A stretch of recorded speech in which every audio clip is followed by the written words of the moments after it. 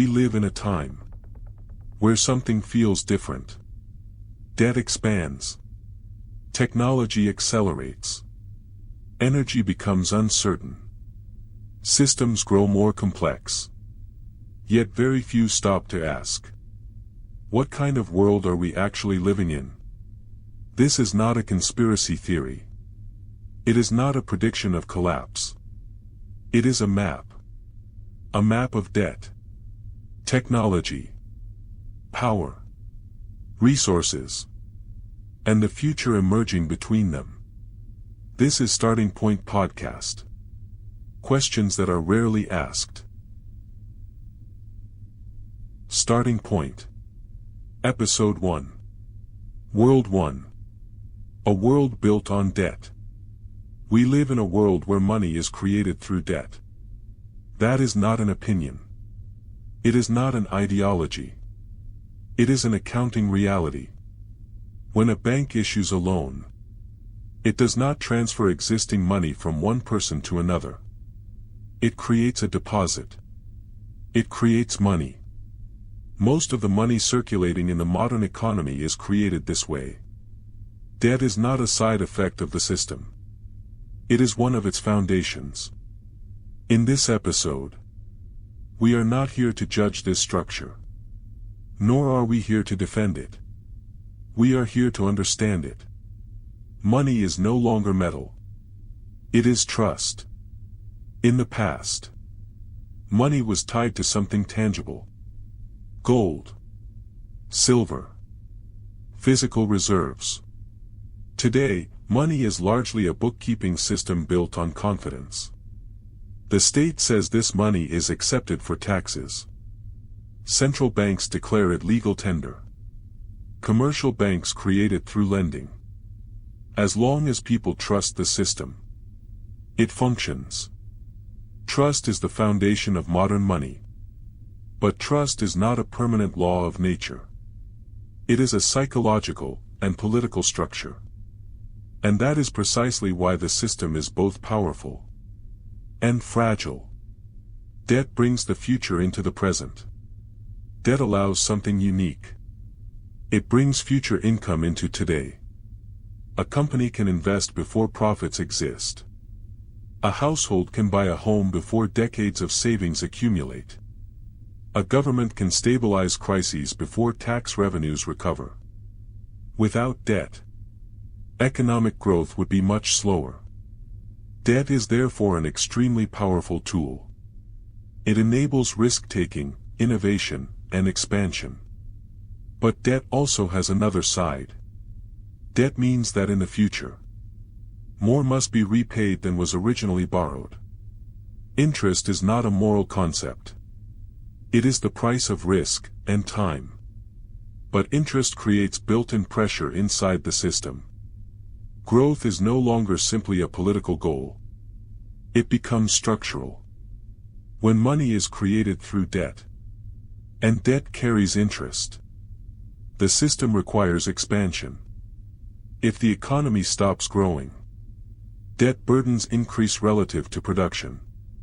If growth stagnates, debt relationships tighten. If debt pressure grows too large, trust begins to weaken. This is why growth is not merely an economic preference. It becomes a requirement embedded inside the system itself. This does not mean growth is always bad. But it does mean that stagnation is difficult inside a debt-driven structure. Markets now influence almost everything. Market economies are highly efficient mechanisms. Prices communicate scarcity, demand, investment incentives. This works remarkably well in competitive sectors. But when the same logic extends into nearly every layer of society, vulnerabilities appear. If energy prices rise sharply, it is not merely a market signal. It directly affects daily life. If interest rates rise rapidly, it is not only a financial adjustment. It directly impacts indebted households. In the modern system, market disruptions quickly become personal realities. Governments operate between two opposing pressures. On one side, stimulus during crises, social support, public investment. On the other, debt ratios, credit ratings, market confidence. A state cannot borrow infinitely without consequences. But it also cannot simply ignore crises. This turns politics into continuous balancing. And sometimes, that tension releases itself through crisis. Crises are not exceptions. They are part of the cycle. Financial crises, debt crises, pandemics, energy shocks. The system has repeatedly demonstrated an ability to adapt. Central banks expanded their role. Governments borrowed across crises. Markets recovered. But every crisis leaves a mark. Debt levels rise. Inequality may increase. Trust may weaken. The system functions. But it is not frictionless. For the individual, debt is not an abstract mechanism. It is a lived experience. A mortgage can be an opportunity. It can also become a long shadow. If everything goes according to plan, debt remains manageable. But illness, unemployment, divorce, or sudden interest rate increases can transform debt into a heavy burden. In the modern system, failure can carry long-lasting consequences. The ability to start over is not always structural. It often depends on individual resilience. And yet, it is important to say this clearly. The current system has also created enormous wealth. Technological development accelerated rapidly. Living standards improved. Global poverty declined over long periods of time. Debt-based finance has been part of that development. It is not a simple evil. It is an efficient, but tension-filled structure. Today, those tensions are increasing simultaneously.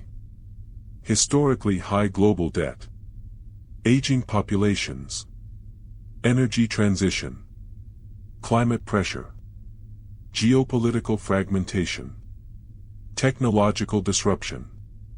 A single pressure rarely breaks a system, but multiple pressures interacting at once can force transformation. The question is not moral. It is structural. World 1 is not about imminent collapse. But neither is it permanent. It is built on debt, growth, market pricing, and trust. If one of these pillars weakens permanently, the system must adapt. And then the question is no longer collapse or no collapse. The question becomes, what kind of transition comes next? Next episode. World 2. Can this system be updated? Can a debt-driven structure be stabilized without collapse? This was Starting Point Podcast. Starting Point. Episode 2. World 2. Structural repair.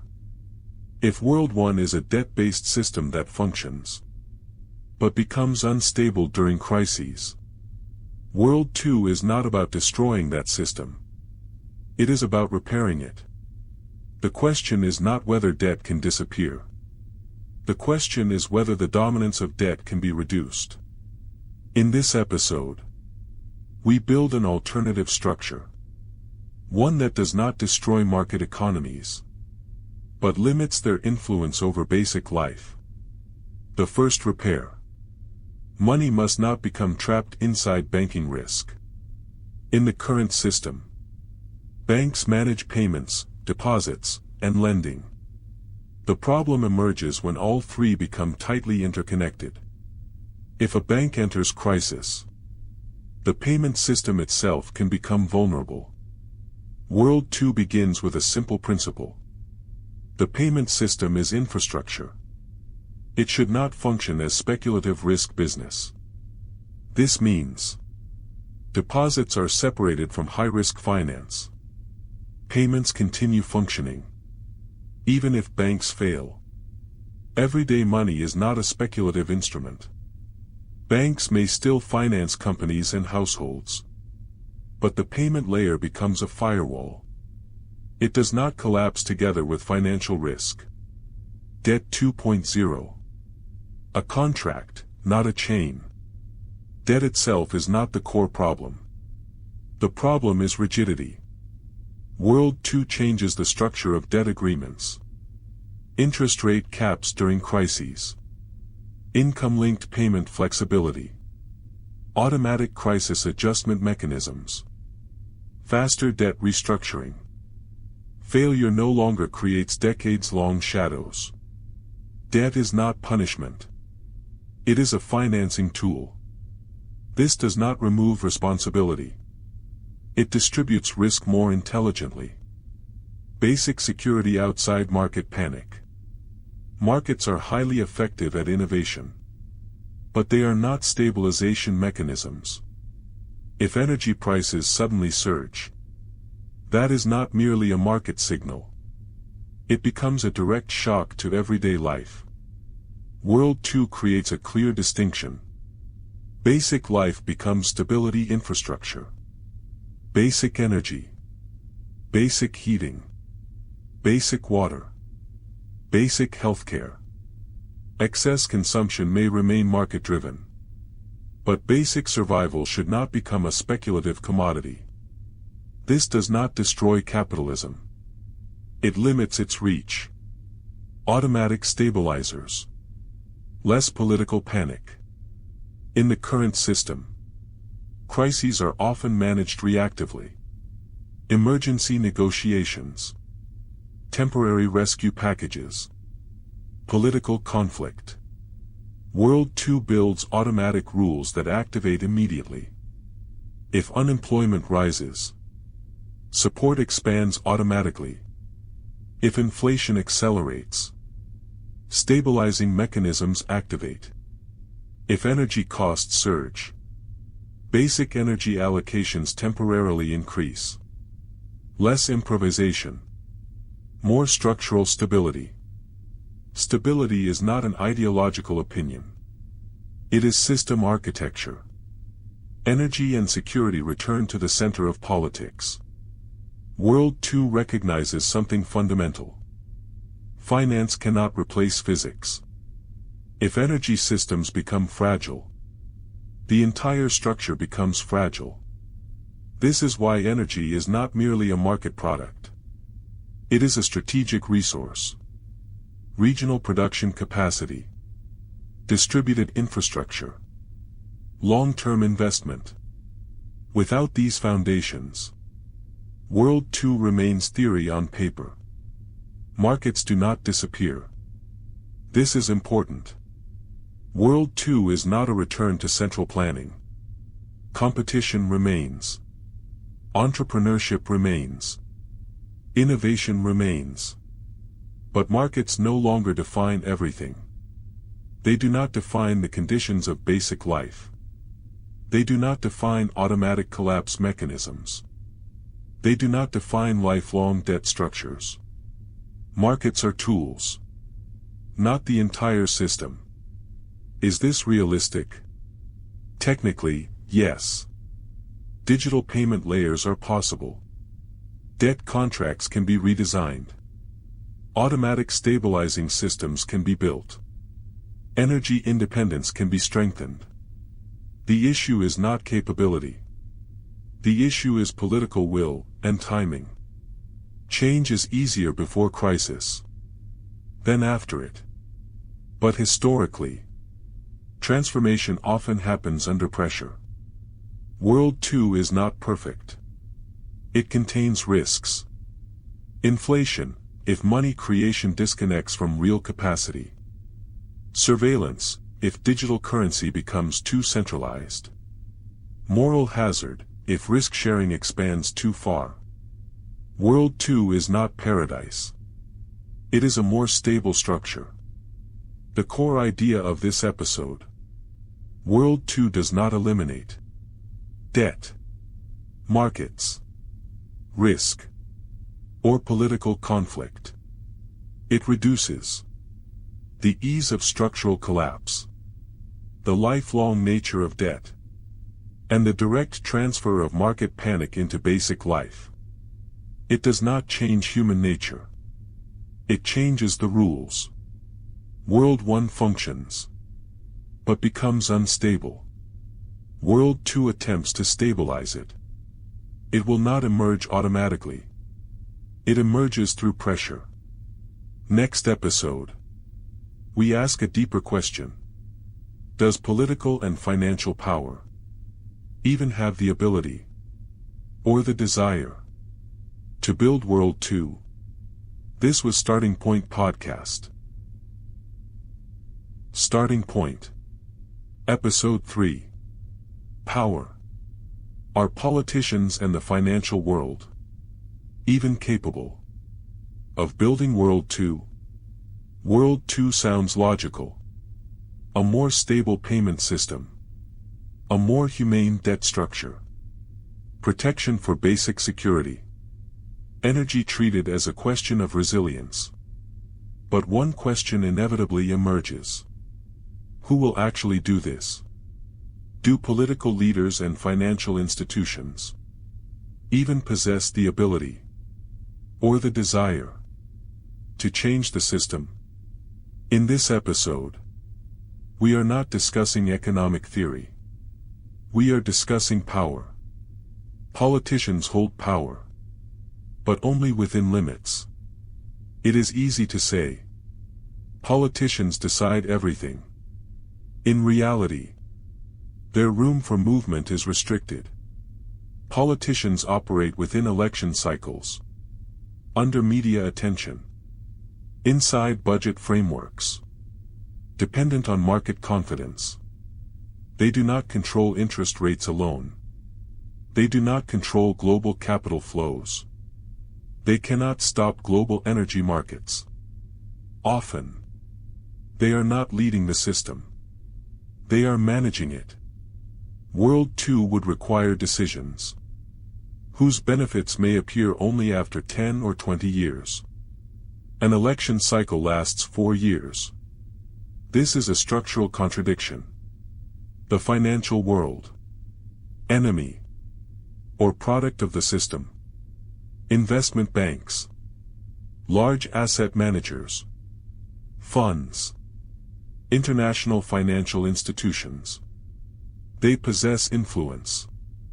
They can move capital rapidly, raise the price of financing, shift market sentiment.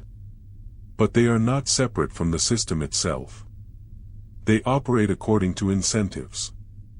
If the system rewards short-term returns, debt-driven expansion, and risk transferred forward, then finance behaves accordingly. The financial world may not control the system. Often, it reacts to it. World 2 does not mean destroying finance. It means changing incentives. Central banks are the silent force. Perhaps the most stable institutions inside the system. Their time horizon is longer than governments. After the financial crisis, they expanded their role. During the pandemic, they created liquidity on an unprecedented scale. Central banks have already demonstrated that systems can change, but their mandate is limited.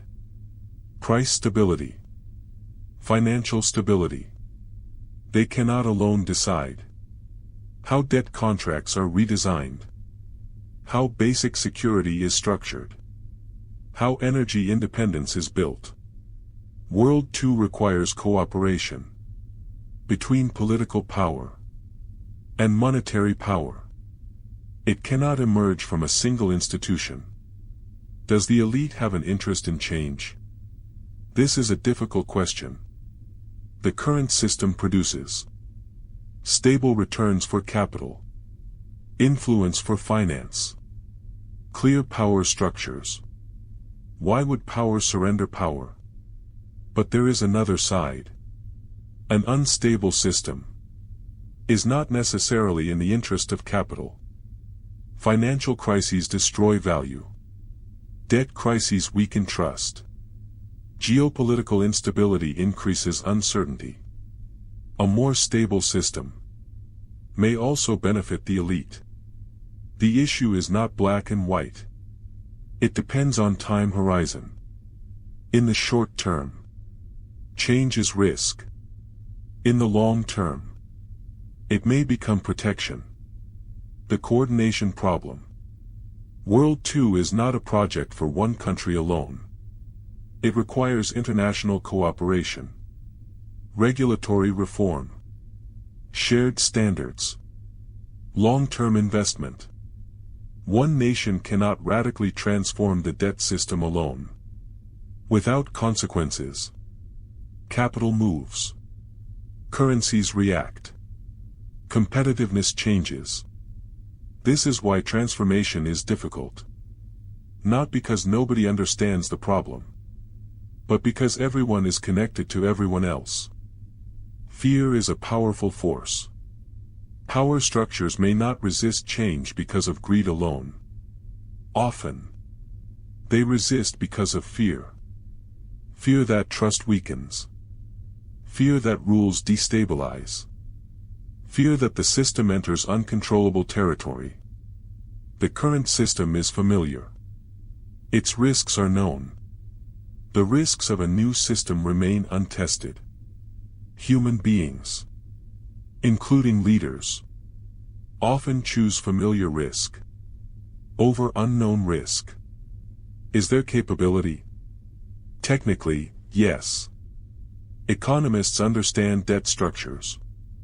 Lawyers can redesign contracts. Technology allows new payment systems. Energy investment is possible. Capability is not the main obstacle. The obstacle is political courage, social pressure, long-term thinking. Transformation often arrives through crisis. History shows this repeatedly. The abandonment of the gold standard, stronger financial regulation, expanded central bank power. Rarely is a system transformed. While everything appears stable, change usually comes when pressure becomes impossible to ignore. So perhaps the question is not, are politicians and elites willing? The real question may be, how much pressure is required? The core idea of this episode. World 2 is not technically impossible. It is not an economic fantasy. It is a political challenge. Power never disappears. It changes form. If incentives change, power structures also change. The question is this: will the system evolve gradually, or only under force? World 2 will not emerge if nobody dares to speak about structures. It will not emerge if everyone waits for someone else to begin. It will not emerge if short-term profit always overrides long-term stability. But neither will it emerge through idealism alone. It requires realism.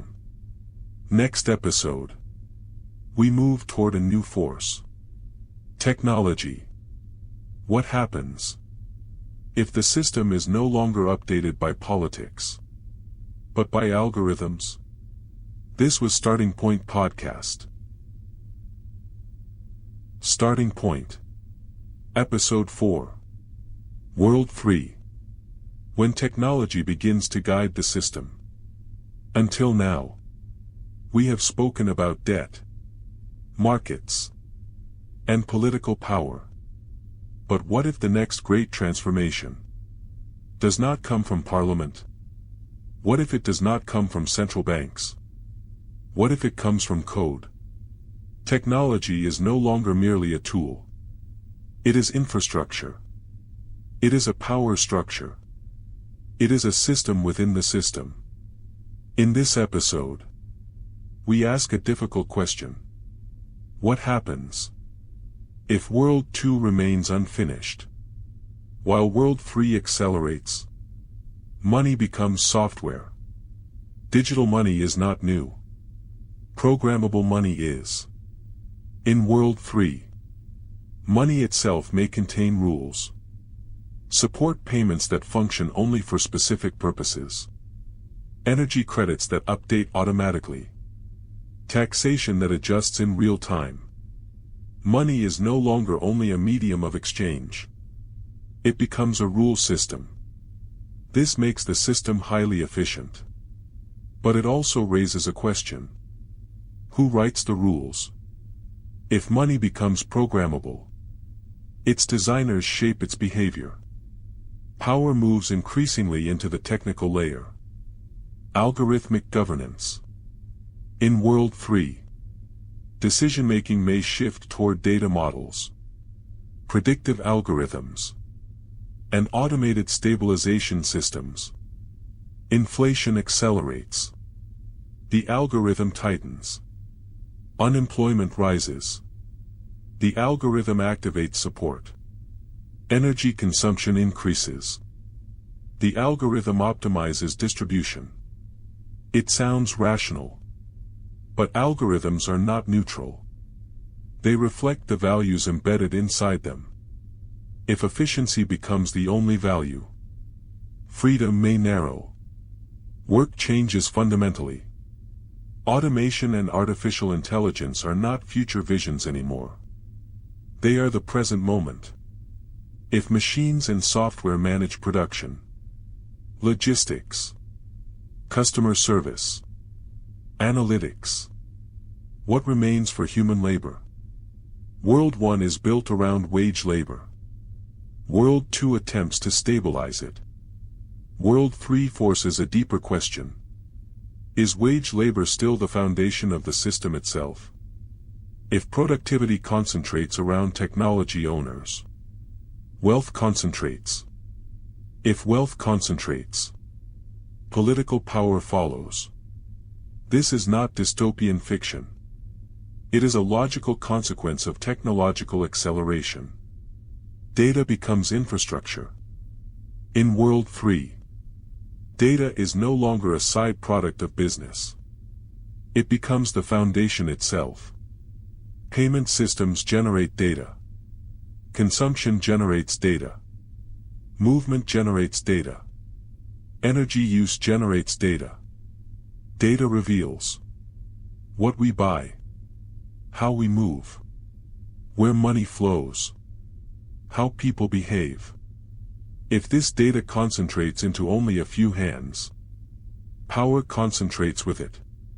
Not through armies, not through banks, but through platforms. Efficiency versus freedom. World 3 may become extremely efficient. Resources can be optimized. Waste can be reduced. Emissions can be controlled precisely. Consumption can be balanced. But efficiency also carries a shadow. If every transaction becomes traceable, anonymity disappears. If every support payment becomes programmable, freedom of choice may narrow. If algorithms guide consumption itself, human autonomy may weaken. An efficient system is not automatically a free system. Technology as geopolitical power. In World 3, warfare may no longer be primarily physical. It may become the paralysis of payment systems, the seizure of data infrastructure, cyber attacks against energy networks. If digital infrastructure depends on foreign control, sovereignty becomes partial. Technological dependency becomes a new geopolitical vulnerability. Finland in World 3. For a small nation, World 3 is both an opportunity and a risk. Opportunity. High education levels. Technological competence. Digital infrastructure. Risk. Dependence on global platforms. Concentration of cloud infrastructure. Foreign control over payment systems. For Finland.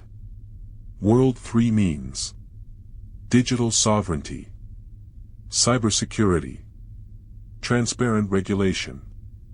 World 3 does not wait for politics. Technology evolves regardless of political slowness. Automation advances.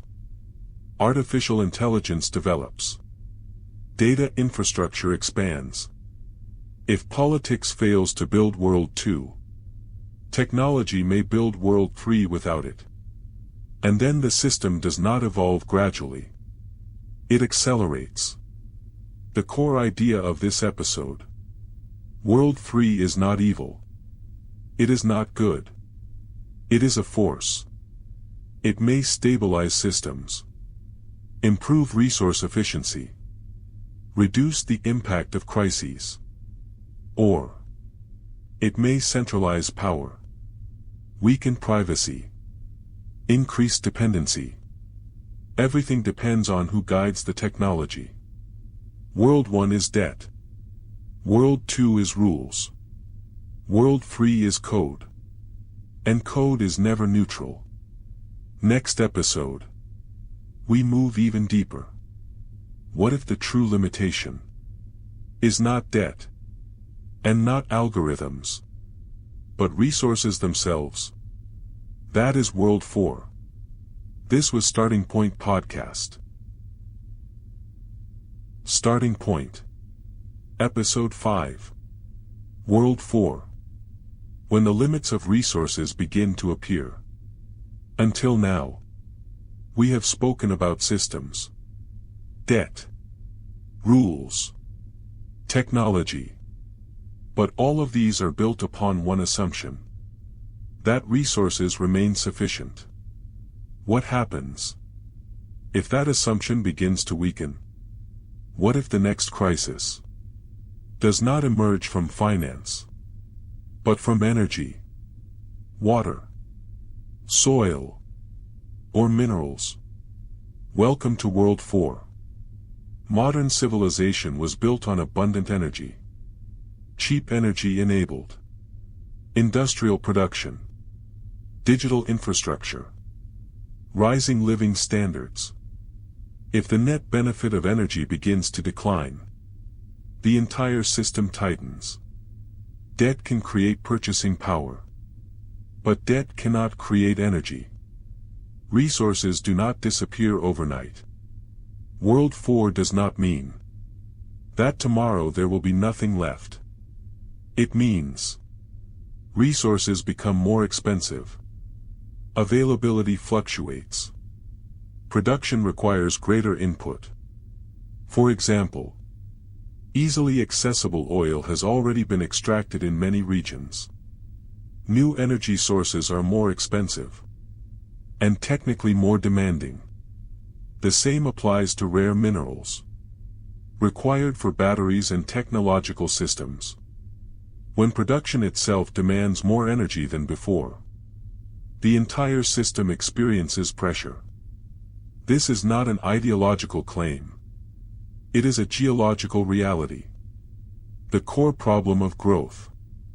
World 1 requires continuous expansion. Its structure assumes that the future will always become larger than the present. But what happens if the future no longer grows at the same pace? Pressure increases. Scarcity and geopolitical tension. When resources tighten, competition intensifies. Water becomes strategic. Minerals become geopolitical. Agricultural land gains new value. World 4 does not necessarily mean war, but it does mean tension. Blocks become more closed. Self-sufficiency gains importance. Supply chains shorten. Globalization changes. Not primarily for ideological reasons, but because of resource pressures. A new definition of prosperity. World 4 forces a difficult question. What is prosperity, really? Is it endless material expansion? Or is it security, stability, health, community, and a reasonable standard of living. If prosperity is defined only through consumption growth, World 4 appears as collapse. If prosperity is understood more broadly, World 4 may become adaptation. Technology is not a complete escape. People often say, technology will solve everything. And yes, technology can help. It can improve energy efficiency, develop recycling systems, reduce waste, discover new solutions. But technology does not remove the laws of physics. If the net energy return declines far enough, optimization alone may not be sufficient. Technology may slow the problem. It may not eliminate it. Finland in World 4. For a small nation, resource limits become a critical question. Finland possesses advantages: water resources, forests, energy expertise, a highly educated population. But Finland is also dependent on imported minerals, international trade, global technology chains. For Finland, World 4 means strategic adaptation, not isolation, but intelligent balance. World 4 is not necessarily catastrophe. Scarcity can also create innovation, efficiency, cooperation, and resilient infrastructure. Many technological breakthroughs in history emerged under pressure. The question is this: do we adapt early, or only through crisis? The core idea of this episode, World 4, is a reminder.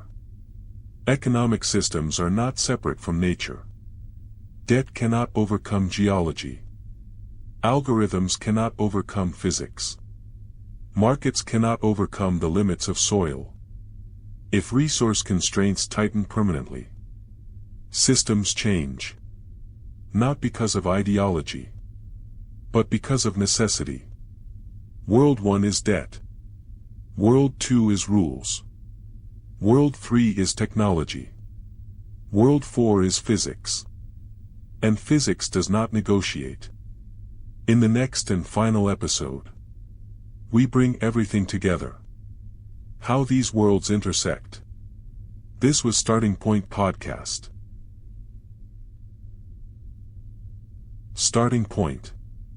Episode 6. The Map of the Future. Worlds 1 through 4, together.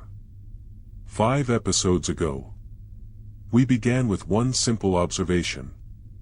Money is created through debt. From that single observation, an entire structure unfolded. Debt, growth, markets, technology, resources. Now it is time to draw the map. Not to frighten, not to preach, but to understand the intersection in which we now live. World 1. The current foundation. World 1 is a debt-driven system. It functions through trust. It requires growth. It transfers market disruptions rapidly into everyday life. It is efficient, but also tension-filled. It has created enormous wealth, but it is vulnerable. Debt levels rise. Interest rates tighten. Energy becomes more expensive. Trust weakens. World 1 is not collapsing tomorrow, but neither is it permanent. World 2. Structural repair. World 2 attempts to stabilize World 1. It does not eliminate debt. It redesigns its structure. It does not eliminate markets. It limits their influence over basic life. It introduces firewalls within payment systems. Debt 2.0 structures. Protection for basic security. Automatic stabilizers. Energy as strategic infrastructure. World 2 is not revolution. It is engineering. And it requires political will. World 3. Technological acceleration. World 3 does not ask permission. Money becomes programmable. Algorithms begin guiding decisions. Work becomes automated. Data concentrates. Power increasingly shifts toward technical systems. And if politics fails to complete World 2, technology may build World 3 without it. World 4. Physics. Energy. Minerals. Soil. Water. If these constraints tighten permanently, economic systems must change. Debt cannot overcome geology. Algorithms cannot overcome net energy limits. Markets cannot overcome the laws of nature. World 4 is the boundary. These worlds are not alternatives. They are layers. This is the central insight. We do not choose one world. We live inside their overlap. World 1 continues. World 2 attempts repair. World 3 accelerates. World 4 limits. The future emerges from the interaction of all four. Finland on the map.